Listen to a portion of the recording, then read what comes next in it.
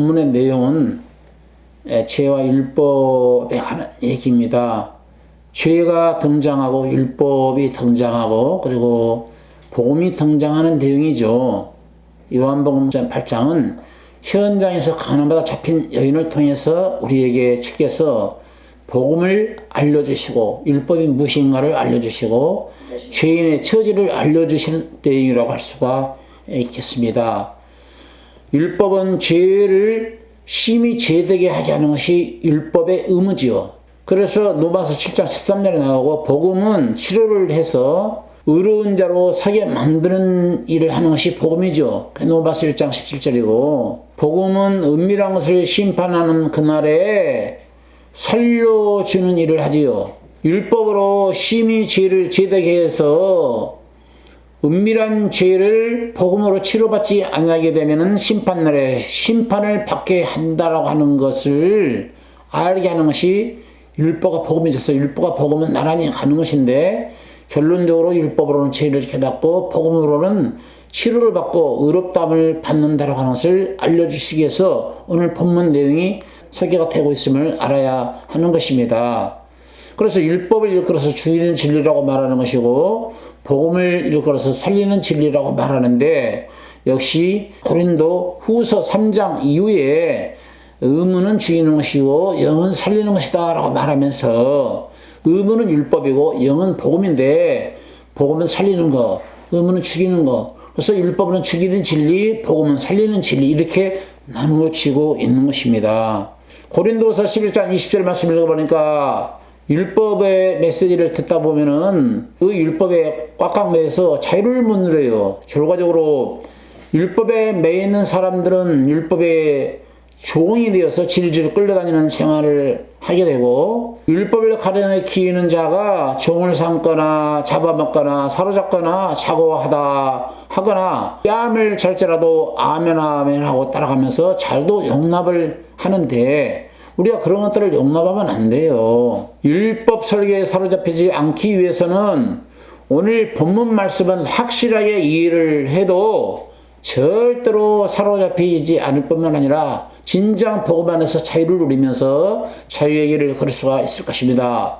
오늘 본문에 자세하게 보면은 죄를 대표하는 현장에서 가난받아 잡힌 여인이 나오고 그 죄를 정죄하고 꼬집고 죄를 죄되게 하게 하는 고발하는 사람 율법주의자가 등장하죠. 율법이 나오고 그리고 죄로 꼭꼭 묶여서 사로잡혀서 돌에 맞아 죽을 수밖에 없는 여인을 치료하시는 복음의 주인공 대신 복음이 등장을 하고 있습니다. 본문을 통해서 우주적으로 생각을 해보게 되면 인류는 불순종한 아담의 후예이기 때문에 현장에서 잡힌 여인처럼 인생은 누구나 죄를 범하고 살 수밖에 없는 것입니다. 인간은 애초부터 범죄하고 실수할 수밖에 없는 연약한 질그릇으로 창조되었음을 알아야 하는 것입니다. 그러므로 인간은 범죄할 수밖에 없어요. 시편 103편 14절 이는 저가 우리의 죄를 아시며 우리가 진토임을 기억하시리로다. 인생은 그 날이 풀과 같으며 그 영화가 들의 꽃과 같도다. 인생은 풀처럼 연약해요. 그 영화가 들의 꽃과 같은 것이 인생이죠. 정의의 차나 깨닫지 못하는 자는 멸망하는 짐승과 같도다. 아무리 꽃과 같은 인생을 살고 부유한 삶을 살고 권력을 누리는 삶을 산다 한다 하더라도 100년도 살지 못하고 죽는 인생은 그 인생의 나날들이 즐겁고 행복하다라고 소리를 질렀을지는 몰라도 결과적으로는 영화와 들의 꽃과 같은 것이 인생이라고 하는 것을 알아야 하는 것이고 인생은 죄를 저지를 수밖에 없는 연약한 질그릇으로 창조되었음을 알아야 하는 것입니다. 죄를 모르고 우리가 알고 지었던 모르고 지었던 죄를 짓게 되는데 마음으로 죄를 범하든 겉으로 드러나는 죄를 범하든 오늘 본문 말씀처럼 현장에서 죄를 범하다 잡힐 수밖에 없는 잡혀든 인생은 죄를 범하고 살아갈 수밖에 없는 나약한 인생인 것을 시인을 하라는 거예요. 연약한 인생은 죄를 범할 수밖에 없다. 오늘 본문에 가늠하다 현장에서 잡혀있던 이 여인은 어떻게 이스라엘 백성들 앞에서 이런 일이 벌어질 수가 있겠는가? 율법에 의하게 되면은 현장에서 가늠하다 잡힌 여인은 돌에 맞아 죽을 수밖에 없다라고 하는 율법에 매이고 율법주의자들에게 매이고 유대인으로서는 있을 수 없는 일이에요.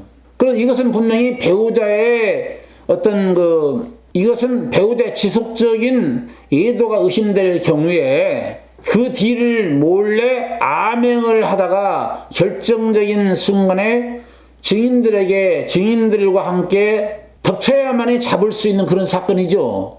그러니까 이 여인은 아마 그런 부류 속에 속해 있지 않았나 생각이 들고요. 율법주의자들은 율법은 옳거니 잘 되었거나 그렇지 않아도 예수 그리스도를 시험하기 위해서 시험거리를 찾던 와중에 이 여인이 잡혀온 거예요. 8장 3절부터 한번 읽어보실까요? 서기관들과 바리새인들이 가는 중에 잡힌 여자를 끌고 와서 가운데 세우고 예수께 말하되 선생님이여 이 여자가 가늠하다가 현장에서 잡혔나이다. 모세는 율법에 이러한 여자를 돌로 치라 명하였거니와 선생은 어떻게 말하겠나이까? 저희가 이렇게 말하면 고소할 조건을 얻고자 하여 예수를 시험함이로라. 예수를 시험하기 위해서. 그러니까 너무나 좋은 케이스예요. 예수를 시험하는 좋은 케이스. 왜냐하면 예수님은 원수를 내 몸처럼 사랑하라고 말씀하셨던 분이었고 그런 설교를 들었던 그런 유대인들이 그래? 가늠하다 잡혔어? 그런 여인은 모세율법에 어떻게 하겠니? 돌로 쳐 죽이라 했지 않았니? 당연히 돌로 쳐 죽여야지. 이렇게 말하면은 예수님이 평상시 원수까지 사랑하라고 말하면 이웃을 내 몸처럼 사랑하라고 하는 예수님의 말씀의 법에 딱 걸리는 겁니다. 원수처럼 언제는 사랑하라고 하시더니 돌로 쳐 죽이라고 하네 하니까 사랑의 법에 딱 걸리게끔 돼 있는 것이고 또 용서를 해줘라라고 만약에 한다고 하면은 저분은 율법을 폐기시키러 오셨네. 율법과 상관없는 분이구나. 저분은 선지자도 아니야, 구세주도 아니고 메시아도 아니야. 율법을 벌써 어겼잖아 라고 시험할 판이라 이 말이에요. 그러니까 예수님 입장에서는 진퇴양난이라 예수님이 누구예요? 하나님이 아니라고 한다고 한다면 이 시험에 딱 걸릴 수밖에 없는, 이렇게도 못하고 저렇게도 판결할 수 없는 그런 지경에 예수님이 처해 계셨어요. 그런데 예수님이 어떤 분입니까? 예수님이 하나님이잖아요. 예수님이 만왕의 왕이잖아요. 예수님에게 해답 있지 않겠어요? 이렇게 해답이 나올 줄이야, 정확한 정답이 나올 줄이야 누가 알았겠어요? 아무도 몰랐습니다. 이들이 예수님을 몰라도 너무나도 잘 모르는 거예요. 쉬운 말로 말하게 되면 복음을 몰라도 너무 몰랐던 것이죠. 오늘날 복음을 안다라는 사람이 많지만 결정적으로 복음을 모르는 사람들이 참으로 많이 있습니다. 자, 이제는 이 여인은 율법주의자들에 사로잡혀서 왔고 율법 모세의 쳐 죽임을 당해야 하는 그런 입장인지라 이 여인은 끌려오면서 굵은 눈물을 뚝뚝 흘리면서 따라오게 되었을 것입니다. 도살장에 끌려오는 소가 자신의 죽음을 예견하면서 쉴 새 없이 눈물을 흘리며 자신의 범죄를 뼈저리게 후회하고 또 후회하였을 것입니다. 자, 죽음을 앞둔 그녀는 사랑하는 가족들을 생각하기도 하였을 것이고 어쩌면 죽음 이후에 하나님의 심판대 앞에 설 것을 생각하다 보니까 몸서치게 무섭기도 하였을 것입니다. 인간이 복음을 접할 수 있는 기회는 인생을 살면서 자기 자신이 너무나 자주 실패한다라고 하는 사실,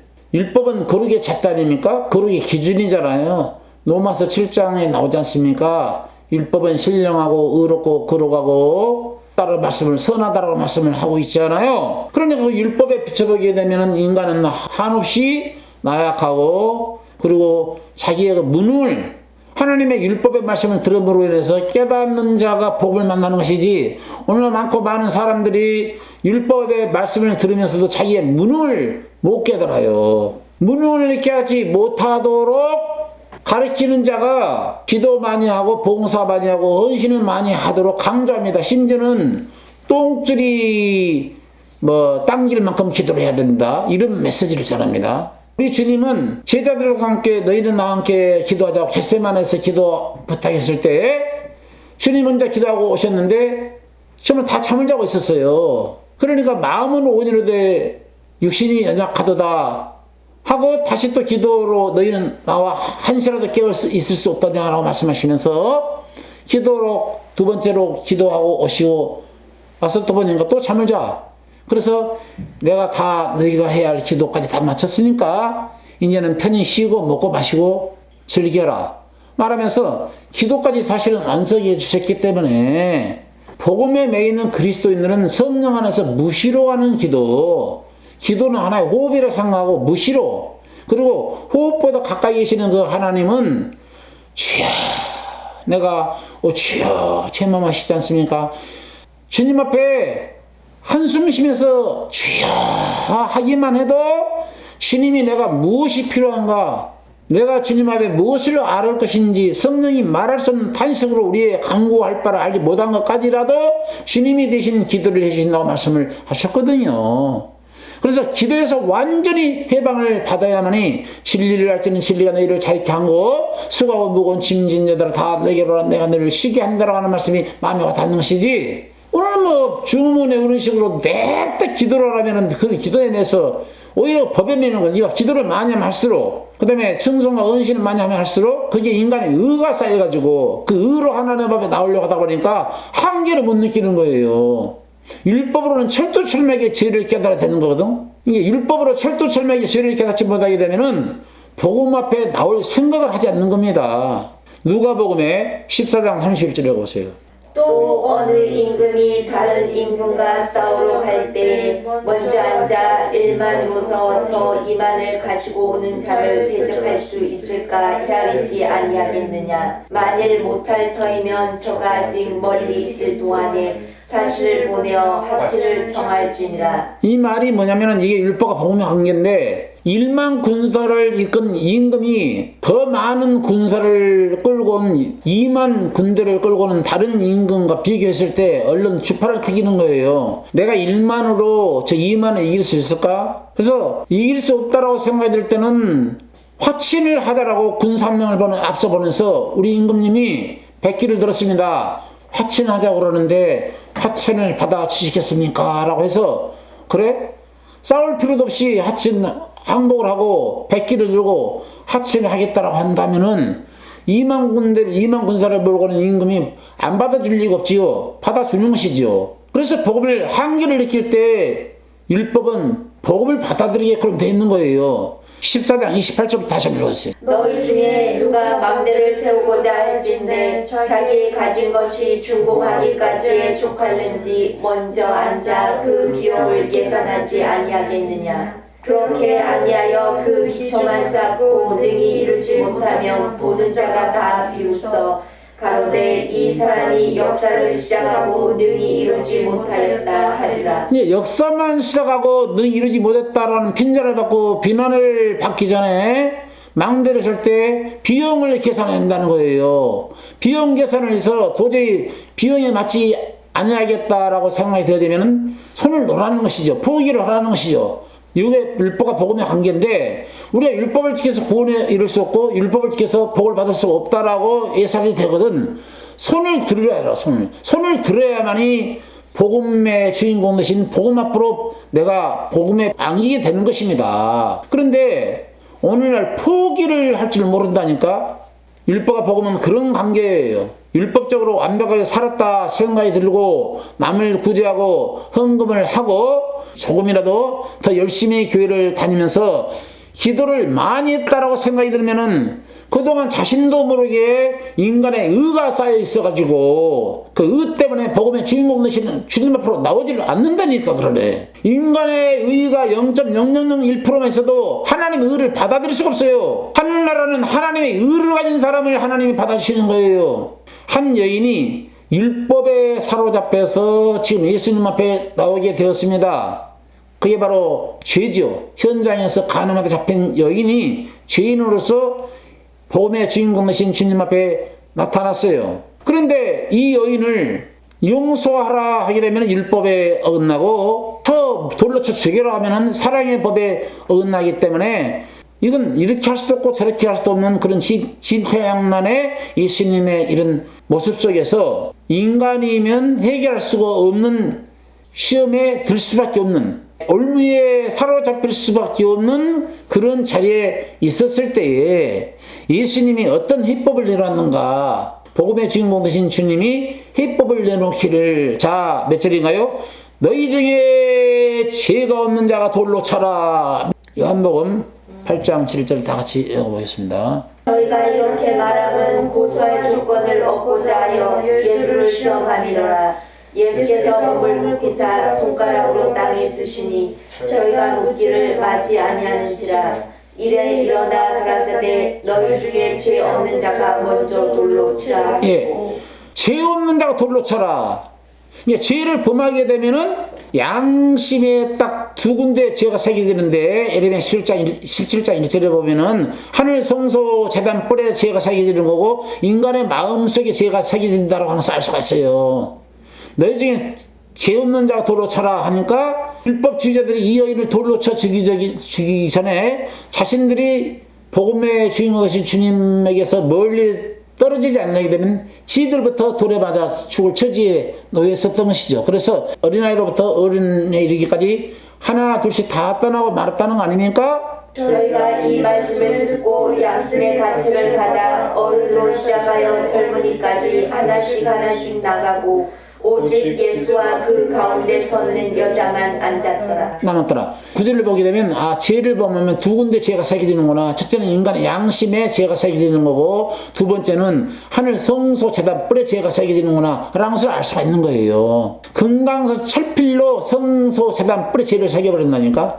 그러니까 제사함을 받는 것은 우리 마음의 양심에 핏부림을 받아서 죄가 사해지는 것이고 두 번째는 대제사장이신 예수님이 당신이 어린 양도 되고 당신이 대제사장도 되시니까 주께서 흘리신 어린 양의 피를 받아가지고 하늘 성소 제단 뿔에다 피 발림을 해야만이 인생이 완전히 제사함받고 자유를 누릴 수가 있기 때문에 예수님이 부활하신 다음에 마리아가 만지려고 하니까 나를 만지지 말라. 내가 아직 아버지 앞에 올라가지 않았느니라. 만지지 말라는 이유가 뭐예요? 부활하셨으니까 부활의 몸으로 시공간을 초월하신 주님이 순간적으로 시공간을 초월하잖아요. 부활의 몸은. 그래서 하늘 성소에 가서 제단 뿔에 가서 예수님이 흘리신 보혈로 피발림을 해야 된다는 거예요. 그래서 나를 만지지 말라는 거예요. 이런 깊은 진리를 모르고 있어요 지금. 그래서 하늘 성소 제단 뿔에 피가 치러져야 되고 거기에 낱낱이 다 죄가 새겨지는 거니까 인간의 마음속 양심에 죄 예수님이 피로 피발림이 이루어져요. 그게 히브리서 10장에 나오잖아요. 두 군데 앉은 피발림을 이루어져야만 그게 완전한 구원이죠. 그러니까 예수님의 복음의 말씀은 정말 날쌘 금보다도 예리해서 칼처럼 그들 안에 수많은 죄들까지 뼈와 골수를 쪼개듯이 마음에 품은 생각과 뜻을 감찰하시고 그리고 가책을 받고 돌에 맞아 죽을 수밖에 없는 사람들의 그 양심에 피를 주님 발라주셔야만이 그게 완전한 구원이기 때문에 그 일을 이루시기 위해서 예수님이 이 땅에 오셨다는 것이죠. 그래서 하나님의 말씀은 날쌘 금보다 이라 영광과 간절로가 고스를 찔러서 여기까지 하는데 이건 두 가지예요. 주님을 안 받아들이게 되면은 하나님의 말씀이 심판의 칼이 돼서 살아있기 때문에 낯선 금보다 일하기 때문에 영과 홍과 간절로가 골수를 찔러 쪼개서 심판해버려 완전히 돌에 내버리는 거예요. 심판이 되는 거고 복음을 받아들인 사람에게서는 히브리서 4장 12절이 뭐냐면은 속 깊은 골수까지 박혀있는 뿌리 내린 죄를 날카로운 금으로 주님께서 의원 되신 주님 아닙니까? 주님은 의로우신 예수님은 의원 되신 분으로 소개하고 있잖아요. 누가복음은 인자복음이 가지고 의원 되신 예수님 입장에서 성경을 썼지 않았습니까? 그러니까 만왕의 왕이요 만병의 대의원이 되신 예수님께서 상처받지 않도록 뼛속 깊은 뿌리 내린 암뿌리처럼 정말 깊이 뿌리 내린 죄까지라도 완벽하게 긁어내시고 수술하셔서 100% 소생할 수 있는 자리로 이끌어 주시는 것이죠. 두 가지로 해석됩니다. 믿지 않는 불신자에게는 심판의 칼이 되는 거고, 믿는 사람에게 있어서는 만병의 의원이 되시는 주님의 손에 들려져서 수술이 돼서 완벽한 대로 새로운 피조물로 탄생시킬 수가 있는 말씀이 복음의 말씀이라는 거예요. 그래서 복음이 위대하다는 것이죠. 자, 이윽고 이제 주님은 질문을 하십니다. 누구에게? 복음과 율법과 죄가 나왔는데 복음이 되신 주님이 죄를 범한 죄인에게 묻습니다. 예수께서 일어나사 여자 외에 아무도 없는 것을 보시고 이르시되 여자여 너를 고소하던 그들이 어디 있느냐. 자, 너를 고소한 그들이 어디 있느냐. 그러니까 주님 앞에 데려와서 돌로 쳐 죽여야 된다니까 예수님이 땅바닥에다 글을 썼지요. 무슨 글을 쓴지를 몰라 그래 사람들이. 무슨 글을 썼겠어요. 땅바닥에 글을 쓰는 이유는 너희 중에 죄 없는 돌로 차라고 가까이 있는 사람에게는 그걸 보게 하고 멀리 있는 사람에게는 소리를 높이 들어서 너희 중에 죄가 없는 자가 돌로 차라 이렇게 말씀하셨지 않았겠어요? 같은 말이에요. 가까이 있는 사람에게는 직접 보고 죄 없으면 너희가 먼저 돌로 차라. 멀리 있는 사람들은 소리로 주님께서 애쓰시면서 너희 중에 죄 없는 자가 돌로 차라 이렇게 말씀을 하셨던 거 아닐까요? 그러니까 하나님의 말씀이 심히 가까워서 지금은 가까이 있는 사람에게는 이 말씀을 통해서 직접 보고 죄사함의 이 소식을 접하라는 것이고 가까운데 있는 말씀을 접하지 못하는 사람들은 목회자가 이렇게 방송 매체를 통해서 예측 있는 복음주의자들의 메시지를 통해서 듣고 죄사함을 받으라고 하는 것을 가르쳐주고 있는 것이죠. 자, 이제 예수님이 이 여인에게 뭐라고 말합니까? 다시는 죄를 범치 말라라고 말씀하시죠. 대답할 주여 없나이다. 예수께서 가라사대 나도 너를 정죄하지 아니하노니 가서 다시는 죄를 범치 말라 하시니라. 다시는 죄를 범하지 말라. 그 말은 다시는 율법주의자들에게 손에 잡혀서 사로잡혀서 오는 일이 없기를 바란다. 두 번 다시 보고 율법으로 내려가서 율법주의자들에게 사로잡혀 오는 일이 없기를 바란다. 언제든지 복음 안에 머물기를 원한다. 복음은 늘 감사하니까. 천국 갈 때까지 복음은 감싸주고 덮어주는 일을 하니까 복음 안에 머물기를 바란다. 그 말인 것입니다. 여인이 다시를 범죄 안 하고 산다는 법이 있었겠어요? 성욕을 가지고 있는 인간에게는 생욕과 식욕과 수면욕과 성욕 3대 욕망을 가지고 있는 인간에게 여자를 보고 음욕만 보면 가는 죄인데 이 여자가 다시는 이런 범죄를 안 했겠냐고. 그러니까 율법으로 내려가지 말고 율법의 손에 잡혀오는 일이 없기를 바라고 늘 복음 안에 있기를 바란다. 이렇게 복을 빌어주셨던 것입니다. 그가 찔리면 우리의 허물을 일하며 그가 상하면 우리의 죄악을 인하미라. 그가 징계를 받으면 우리가 평안을 누리고 그가 채찍에 맞으면 우리가 나음을 입었도다. 이 말씀이 응했군요. 이런 고백하면서 찬양하면서 주의 길을 걸었지 않았겠습니까? 여러분 모두가 이 여인처럼 죄산 받고 일평생 주님을 찬양하다가 주 앞에 떳떳하게 설 수 있는 여러분 되시기를 바랍니다. 아멘.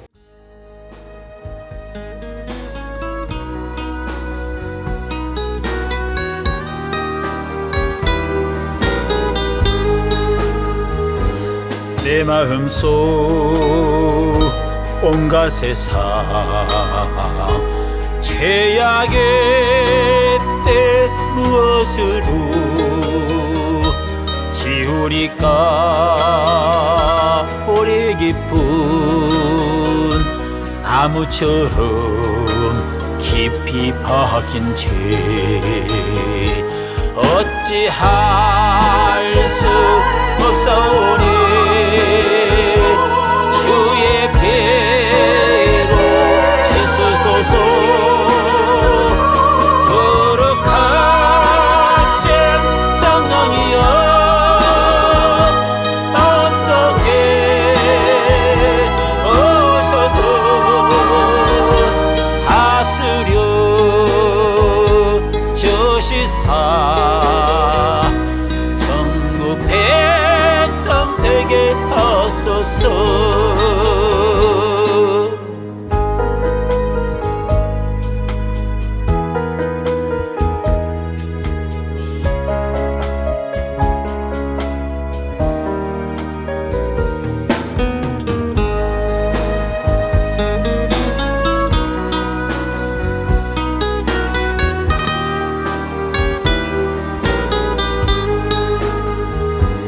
How can I clean my sin with a war in my heart?